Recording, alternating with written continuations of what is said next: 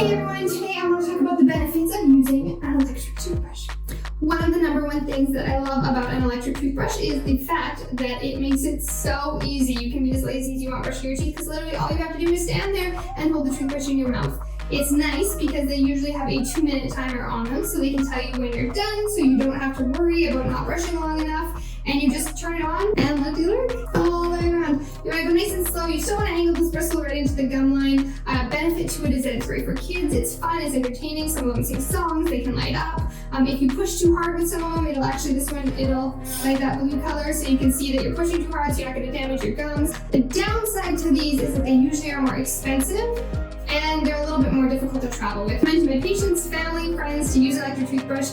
It just eliminates operator error and makes it a little bit easier to make sure you're doing a really good job brushing your teeth. If you have more questions, make sure to check out my channel, Dentist Jess on YouTube.